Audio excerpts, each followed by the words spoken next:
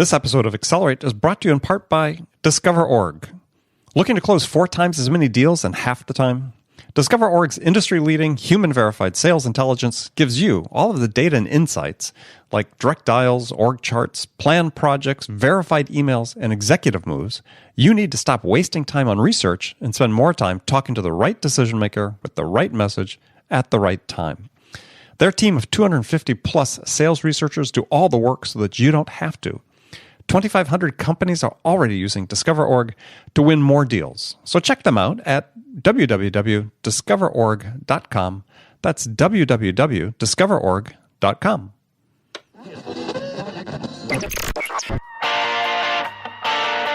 It's time to accelerate. Hey friends, this is Andy. Welcome to episode 588 of Accelerate, the sales podcast of record. Joining me as my guest today is Keith Ferrazzi. Keith is the founder and chairman of Ferrazzi Greenlight and the author of a couple of really great books, New York Times bestsellers. First one titled Never Eat Alone, and the subtitle, And Other Secrets to Success, One Relationship at a Time. And the next book is Who's Got Your Back? The breakthrough program to build deep, trusting relationships that create success and won't let you fail. Both very excellent books. And they're about relationships, about connecting with other people. I mean, that's what we're going to talk about today. We're going to start with Keith's amazing and simple formula for success in life. And it's very simple. This formula of success in life is equal to the people you meet plus what you create together. So success in life is equal to the people you meet plus what you create together. And we're going to dive deep into this idea of the critical difference between networking and connecting and talk about how the connecting and the networks that we develop really become the foundation for our success. So if you'd like to see the show notes for this episode, go to andypaul.com/588.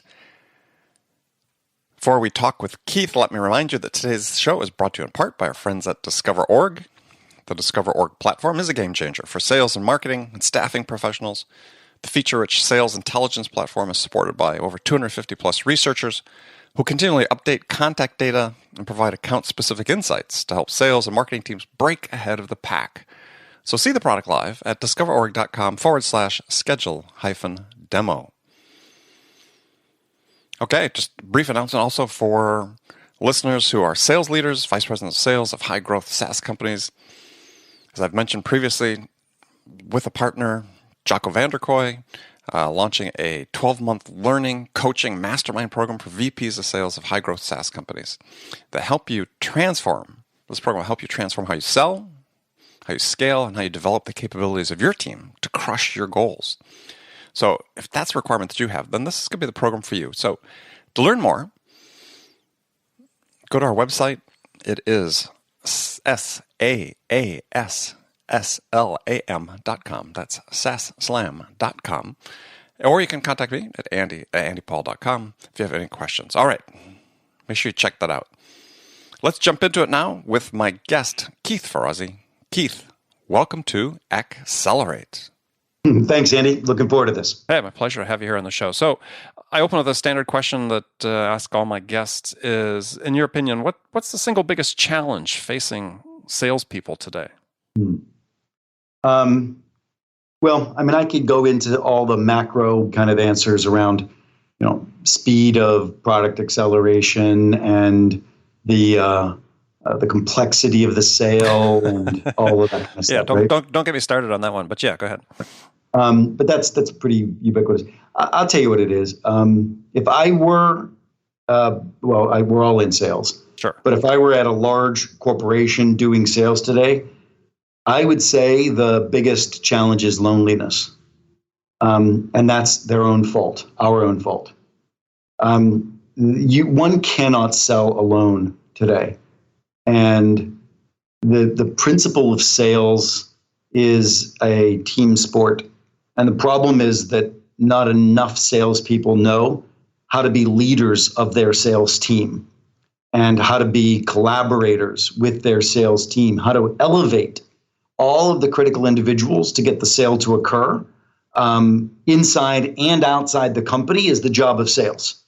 Exactly. And until sales recognize this, that they are the leader of a tribe of the prospect and the client and the vendors that are supporting and our own folks and back into the value chain. Until we understand that and we become that leader, then it's going to be very lonely. Love that answer. Love that answer. So how do we what's the first step to curing the loneliness? I mean, it seems like there's so much in sales these days that sort of legislates against that, right? I mean, there's this increased focus on activity metrics and less about the quality of the connection you develop with a prospect. You can get me started about systems support of sales, and you can get me started with people who have created methodologies around selling that claim that relationships are the old guard way of selling, and that things like Challenger and others are the new way. And I'd be happy to spend a half an hour just talking about the PR and marketing spin that is, as opposed to the truth that is. But the reality, there's an awakening of every one of us trying to be of service to our clients and trying to be of service to the organization that we represent. And that is that we are facilitators of creating value. And it starts there. It starts with a mindset that says we actually give a damn about people, their jobs, their careers. We give a damn about creating value for the people that are around us, that we're sitting in front of us as our clients and prospects and are supporting us behind. And that if a sales rep understands that their job is to create value for people, then it will be a massive breakthrough. Because then at that stage, it's now only about putting a plan around it. In my book, Never Eat Alone, I talk about the criticality of a relationship action plan. Mm-hmm. And at British Telecom many years ago, our consulting practice created over $2 billion of new pipeline in 92 key strategic accounts around the world by coaching them to have a stronger, more meticulous relationship action plan at each of their key strategic accounts. That was documented and published, which is why I can give you those numbers and that client name. We've also done that with the top 100 strategic accounts for one of the largest, most respected consultancies in the world.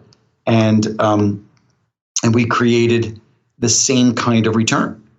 And what one has to awaken to at the beginning is that our job is to create value with people. And then the question is, which people and what kind of value?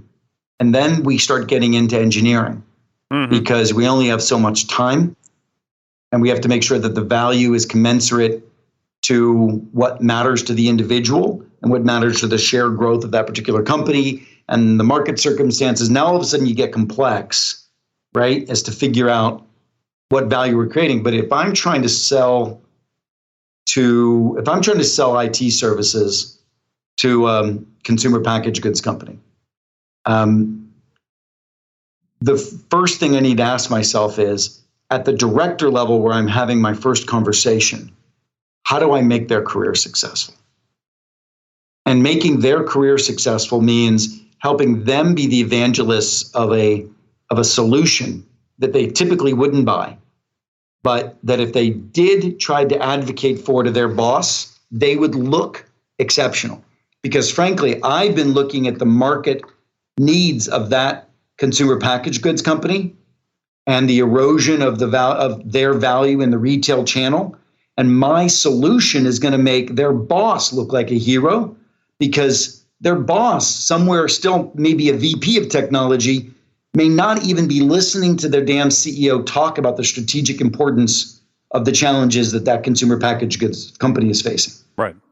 But I could make them both more successful. Now, the question is, have I earned the permission to shift the way they buy? Have I earned the permission to shift how they perceive their role? And have I earned the permission to give them enough chutzpah to sell up the food chain in their organization, a fundamentally different set of attributes of what we have to offer? And how do you earn that permission? Relationship earns the permission. A relationship earns the permission to be able to tell your story. Relationship is the permission to forgive. When you stub your toe, of course, in these large systems implementations, there will be that need to forgive as well. And sometimes you're even going to have to go around that director that didn't listen to your message and go to his boss directly. And we know that how difficult that is. And it depends upon the depth of relationship you have with the director. You might need that forgiveness even for that kind of currency. Right. I mean, I was going on too long. I'll pause. But no, that was good stuff.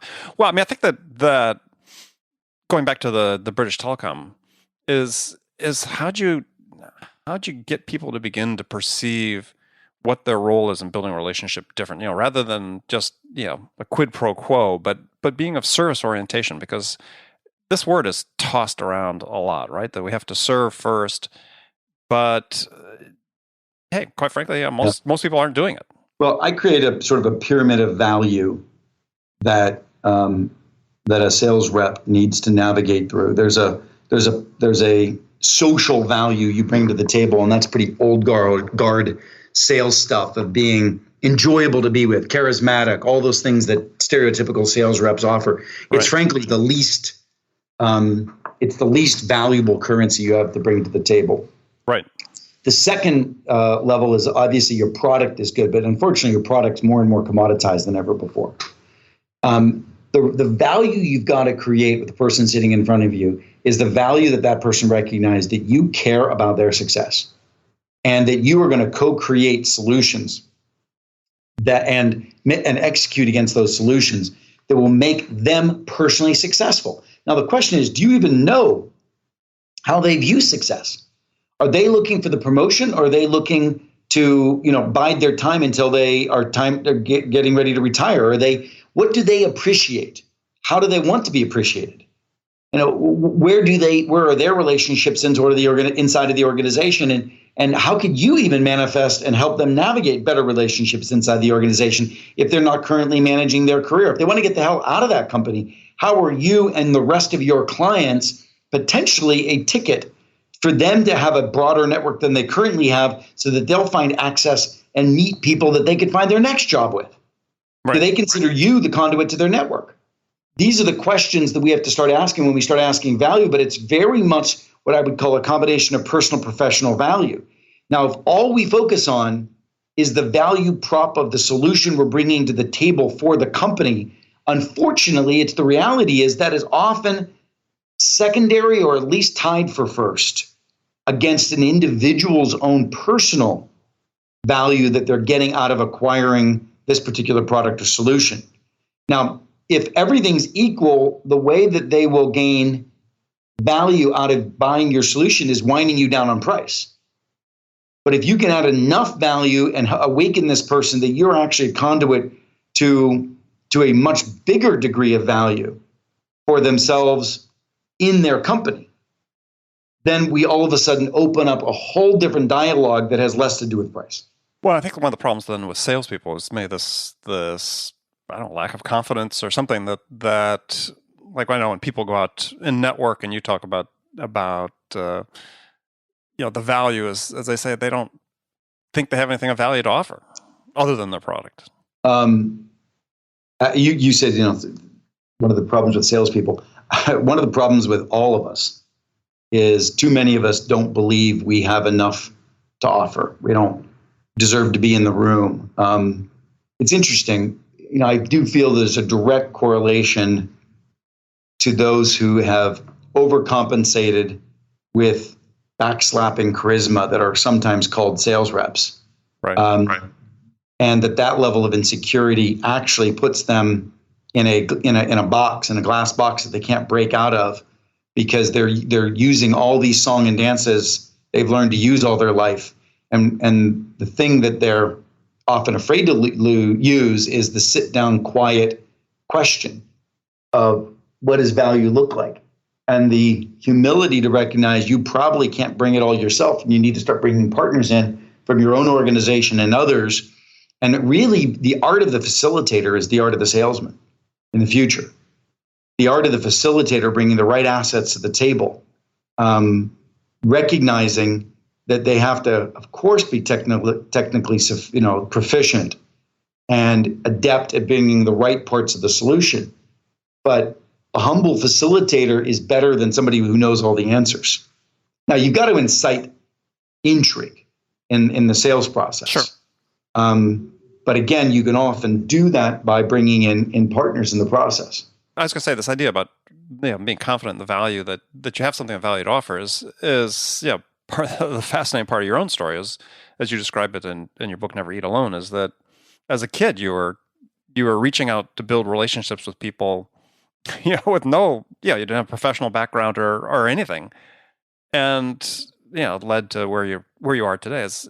Well, that was, so much of that was out of desperation. I often joke that I learned early on not to be jealous of my rich friends who went to school with me when I was just a poor kid, that they had nepotism. I could create my own nepotism by building the relationship that made individuals care enough about me to give me a leg up, to open up doors and opportunities through authentic relationships that I would build. And many people read Never Eat Alone and they're like, holy cow, it's one of the most driven, ambitious kids I've ever come across. And what they don't recognize, and some of them do, is that there was a lot of fear and anxiety of that young man who got all of that success early on. And it did spur my success to a great extent. What I've learned over time is the more authentic that my relationships are, the less panic-stricken and frenetic they have to be, or they can be, and the more authentic and generous and calming and even grounded and spiritual, for that matter. Some of my dearest friends in the world are the people that I transact business with today. And I guess they always have been, but I think I'm getting more in abundance as I chill out in life. Let me come back. Sure. For those who haven't read Never Eat Alone, I'll give them a thumbnail sketch of the book. And every chapter is a very distinct set of practices that you can use if you've been told that networking is important to you. But what's more important is the rich storytelling that sort of hooks you in. But the overall message is to live an abundant life. Everything you want to hope and achieve is going to be done through people. And in sales, it's not just clients and prospects, it's vendors who are referral partners. Some of my greatest leads in business have come from headhunters who I have just become great relationships with. And then when they placed somebody into a new job, they referred me. Now, of course, I've developed a lot of currency with these people in advance as well. So and also back in my own organization, building the relationships inside of your company. Back at Deloitte, I had so many people that had my back that enabled my success because of those strong relationships. So relationships are the conduit to your success. Therefore, build them in abundance, but in abundance with meticulous planning, because you can't just go out and shotgun. There's some room for serendipity, no question. There's some room, but if you really have a goal in mind, you got to be planned about the relationships, and therefore relationship action planning is something we teach. Right. And how do you actually build that strategic alignment of your goals to your relationships? And then how do you then be deeply generous? Probably the biggest lesson that people walk away from after reading Never Eat Alone is how to be generous. Generous of spirit, generous of professionally, generous personally. How do you be generous? And by being generous, you gain people desire to spend time with you, and then you follow that with authenticity and even humility and vulnerability that connects you in an accelerated fashion with somebody. And then with that, you solidify the relationship, which then yields, as I bridge into my second book, Who's Got Your Back, which yields a greater degree of people who won't let you fail, people who will be candid, butt-kicking accountability, individuals who really are working to elevate collectively with each other. Well, so people listen to this, they hear networking, and as you explained, there's a real difference between networking and connecting.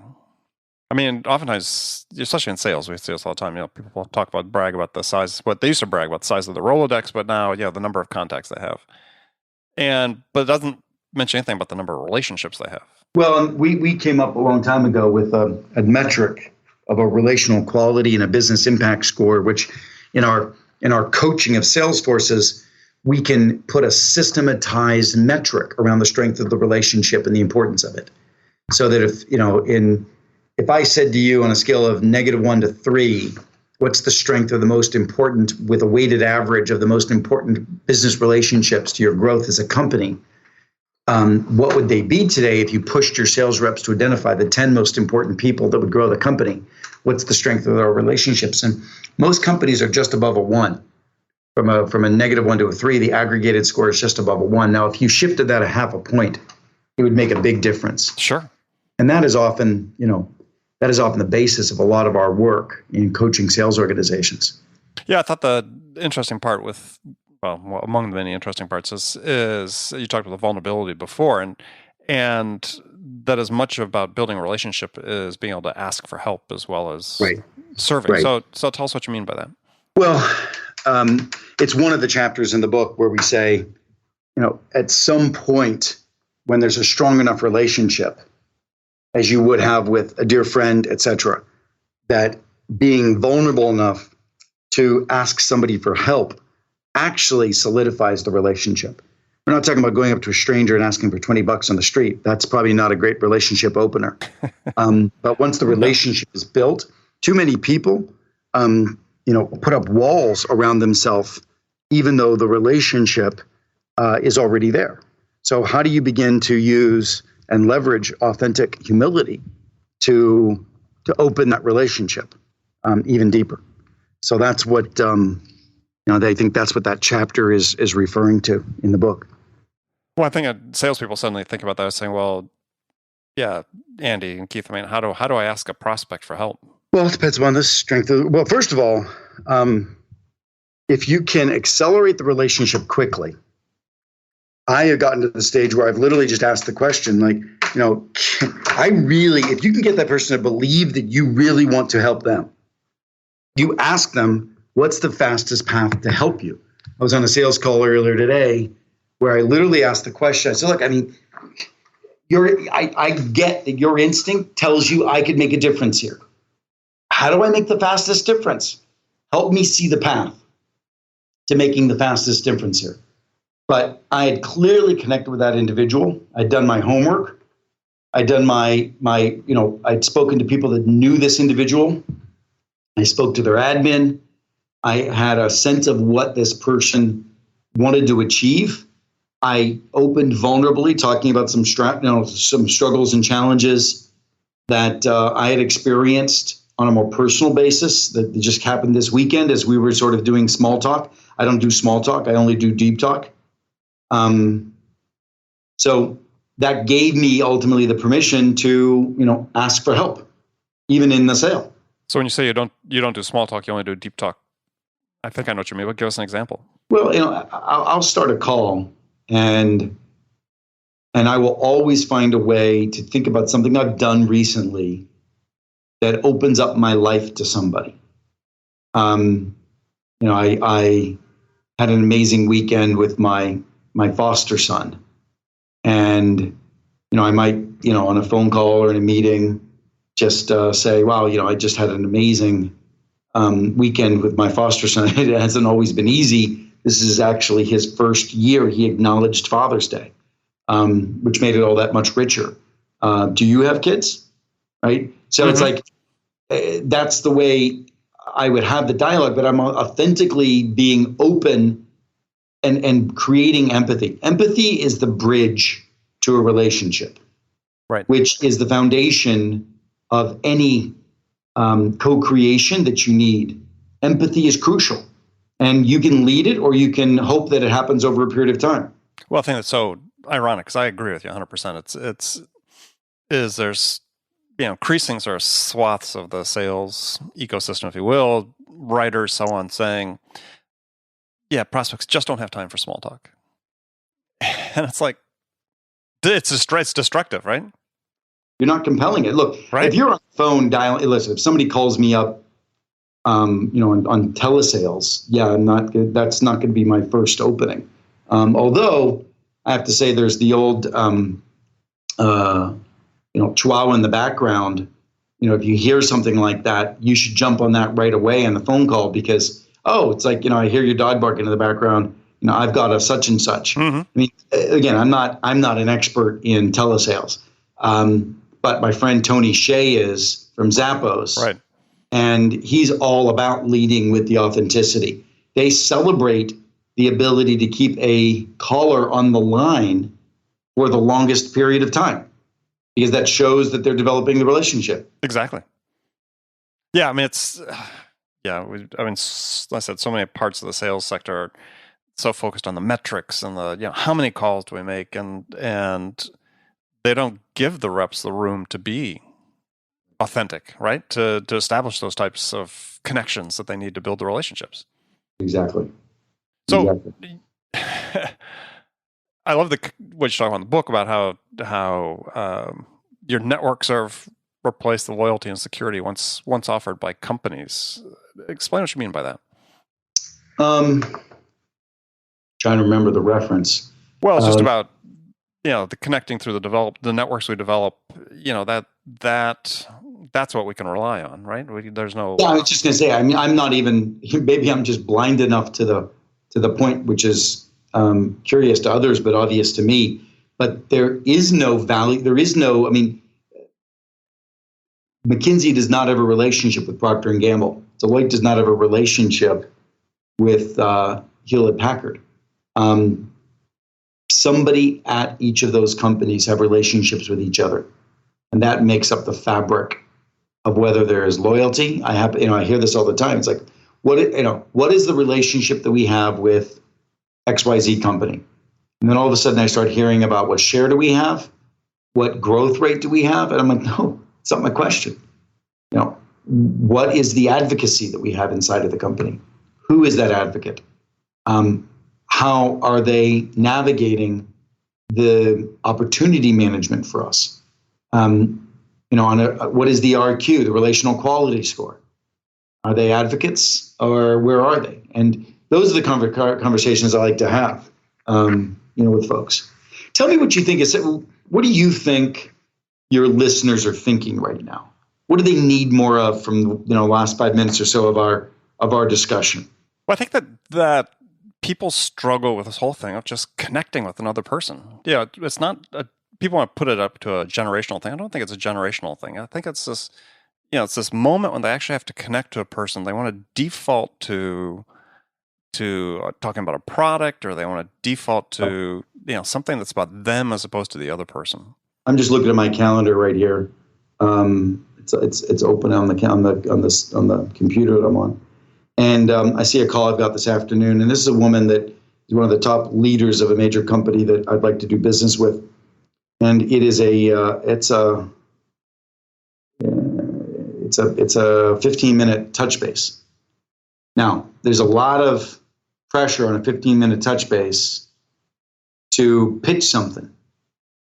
But I would she's gone through a lot. She's had a lot of success. I want to make sure that I am celebrating what she's done. I want to make sure that I am checking in on what I know about her from past conversations. And I would like to make sure that she knows I really give a damn, and I do, about where she stands in her career and where she's going. Now, that's important. I will, as a result of that, my suspicion is she's going to ask me what's going on with the company. And that will give me the opening to have the dialogue. Mm-hmm. But, I don't want to be the person that uses that 15 minutes only to try to transact. So this is one of the people in your network. And so you talk in the book, you've got 10,000 plus people in your network, which, sobering to somebody like me, that's maybe us. That was 10 years ago. That was 10 years ago, right? So how many of those can you have that type of conversation with? Everybody. Because the technology allows ubiquitous access to information about these people. I can look up Facebook.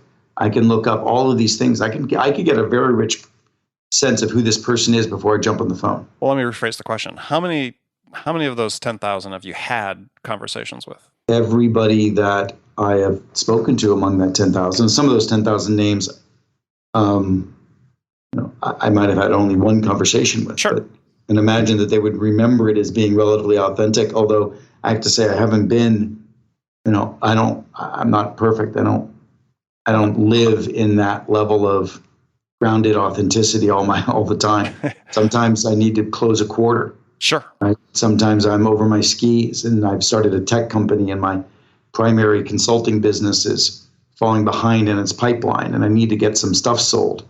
And unfortunately, some of those times I get scared, and I don't act my authentic self. But it always comes back to remind me what I need to do, because when I do it, the universe rewards that behavior with a faster path to revenue. Yeah, and the question was around this angle is, again, see so many people build large social networks with people they've never met, talk to, just connect. Yeah. And I think they get fooled by thinking that, I can reach out to any of those people because we're quote unquote connected. And I'll maybe use this as a final point. Sure. If you build your brand, then anybody that's read Never Eat Alone, I've probably got some permission to have a conversation with them.